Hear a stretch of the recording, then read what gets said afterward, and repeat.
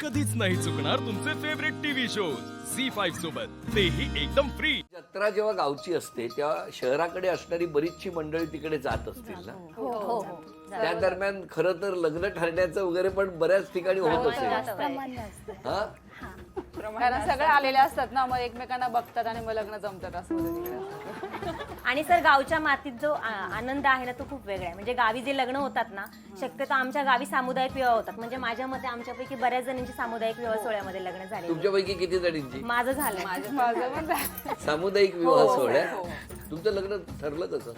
माझं लग्न ठरलं ॲक्च्युली मी 14वीला होते आणि 14वीला असताना माझ्या आईचे भाऊ, मावस भाऊ आहेत सख्खे, त्यांचे म्हणजे माझे मिस्टर जे आहेत ते स्वतः त्यांचे खास मित्र म्हणजे वर्गमित्र होते. आणि त्यावेळेस असा किस्सा झाला, म्हटले आहे चांगला मुलगा तर बघूयात.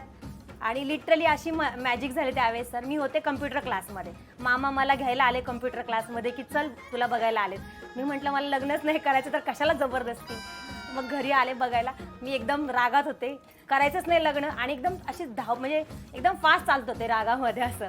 आणि त्याच याच्यावरती मिस्टरांनी पसंत केलं की मुलगी खूप चंचल आहे.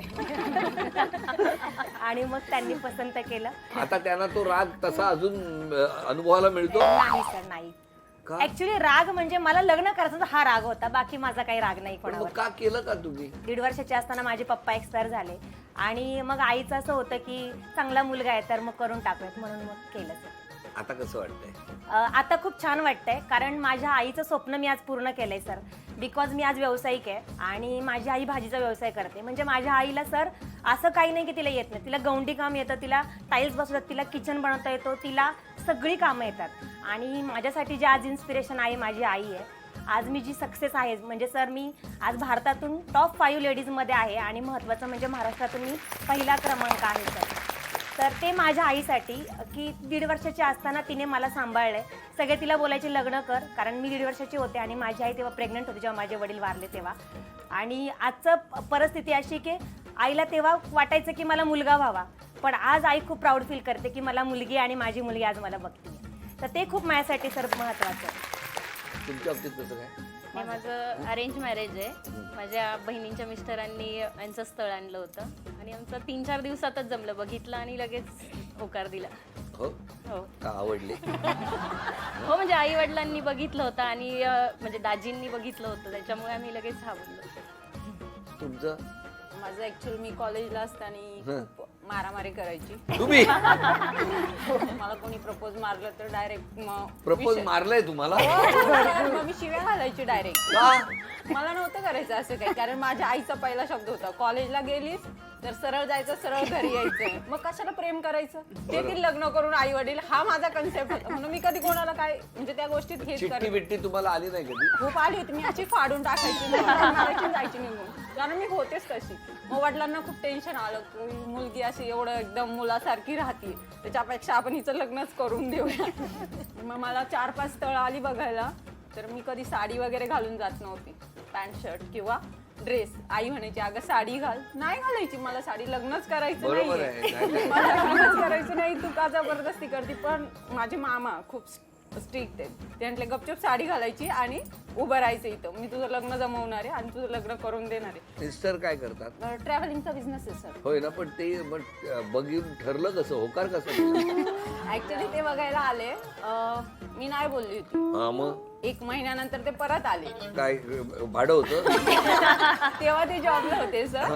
आणि मग ते परत बोले नाही आम्हाला 30 मुलगी करायची. माझं 8 दिवसातच लग्न करून दिलं सर त्यांनी. गाडीत भरूनच पाठवलं. 8 दिवसातच लग्न करून दिलं त्यांनी. मग पण तो जो स्वभाव होता तुमचा, मारामारी कर हे कर, तो अजून तसाच आहे? अजून तसाच आहे. माझ्या मिस्टरांना तो स्वभाव आवडतो. चला, व्हेरी गुड. पण स्वभाव तसाच ठेवलाय, तसाच. तो बदलणार नाही. नाही. का बदलायचं सर, कोणासाठी बदलायचं? पण मिस्टरांची एखादी समजा मैत्रीण अचानक घरी आली काही तुमच्या, प्रॉब्लेम नाही, हा? मला काहीही प्रॉब्लेम नाही, कारण माझे मिस्टर खूप शांत स्वभावाचे. मला माहिती आहे माझा नवरा काय करू शकतो, काय करू शकत नाही. उलट मीच त्यांना म्हणते अहो तुम्हाला मैत्रिणी नाही आहेत का, त्यांच्यासोबत कसं बोलत जा. दहशतीत जीव मुठीत घेऊन विचारे. कसं जमलं? आमचा अरेंज मॅरेजच आहे आणि नाही बघायला आले ते, पण ऍक्च्युली आमचा कार्यक्रम घरी न होता दुकानावर झाला. दुकानावर? म्हणजे माझ्या मामांचं ऑपरेशन आहे मनसरमध्ये, संतोष डोके म्हणून माझे मामा आहेत. त्यांचं आता माऊली हॉटेल आहे मनसरमध्ये, त्यांचं ऑपरेशन दुकान तिथे मी जायची अशी, तर मग ते बघायला मला तिथेच आले. दुकानाच्या समोर ते तिकडे बसले, मी इकडे बसले आणि फर्स्ट तेच आलेले आणि पहिल्यांदाच बघितलं. आणि आमचं लग्न पण नंतर एप्रिलमध्ये बघितलं, मे मध्ये लग्न झालं, 24 मेला लग्न झालं. तुमचा काही नकार वगैरे नव्हता? नाही, कारण माझं कॉलेज पूर्ण झालेलं आणि तिकडे बसले होते म्हणून. नाही असं काय नाही. तुमचं? माझं अरेंज मॅरेज आहे. हा, कसं? म्हणजे नातेवाईकांमध्येच झालंय. ज्यांनी बघितलं त्यांच्यावर खूप विश्वास होता, त्याच्यामुळे मला जास्त काही बोलता आलं नाही आणि घरच्यांवर पण माझा खूप विश्वास होता. एप्रिल मे मध्ये बघायला आले आणि डिसेंबरमध्ये लग्न झालं. लगेच झालं? हो. माझं पण अरेंज मॅरेज आहे, पण मावस आत्यांना दिले आणि त्याच्यात माझी मोठी बहीण माझी सक्की जावे. मी 2 नंबर आहे, पण 3 नंबर पण माझी सक्की बहीण बरं, तुम्ही सख्या घरातल्या घरात सगळं. असं तिघी बहिणी सख्या जावं आम्ही. तर एक गावी असते निगोटवाडीला, एक मनसरमध्ये राहते, मी इकडं अंबरनाथला असते. छान असं फॅमिली आहे आमची. माझं पण अरेंज मॅरेज झालं. आमचा किस्सा असा झाला की कॉलेज झालं माझं आणि सुट्टीला म्हणून मी मामाकडे गेले आणि घरी मला पाहायला आले. माझी सासूबाई आल्या. मला लग्न नव्हतं करायचं, कारण 4 मेला तर एक्झाम झाली आणि हे लगेच 10 दिवसात पाहायला आले. लग्न करायचं ना म्हणून मी म्हटलं मला नाही यायचं, कारण त्या टायमाला काही मोबाईल नव्हते, लँडलाईन होते. त्यांनी कॉल केला की पाहुणे आलेत मागे. मी म्हटलं मला लग्न नाही करायचं, मी ह्या मामाकडून दुसऱ्या मामाकडे निघून गेले. माझ्या सासूबाई 3 दिवस राहिले मला पाहायला. मग तिसऱ्या दिवशी सकाळी आले नाही. माझे पप्पा शेवटी मला घ्यायला आले की नाही आता जायचंच, मग मला बाईकवर घेऊन आले. मग त्यांनी पाहिलं, मग संडेला मग ह्यांना बोलवलं, मग ते इकडेच होते. मग आले, पाहिलं, झालं लग्न.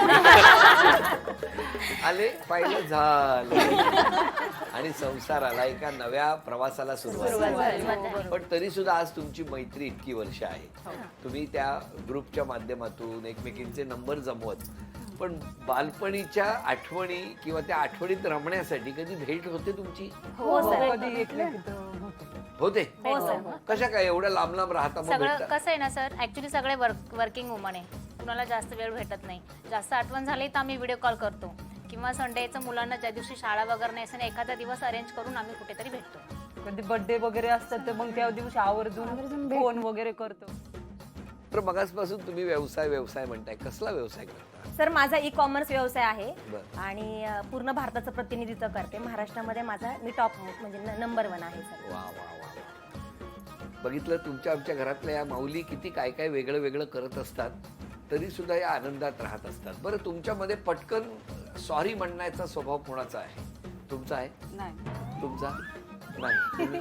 मी बोलू शकते. हो ना, आधी तुम्ही बोलू शकते सर, बोलू शकते पण बोलणार नाही मी. फक्त मैत्रिणींना, अदरवाईज कोणाला नाही. नवऱ्याला नाही? तुम्ही? हा, मी बोलते सॉरी. जिथे चूक असेल तिथे बोलते सर. हो ना. झी5 ॲप डाउनलोड करा आणि पहा सर्व एपिसोड्स एकदम फ्री.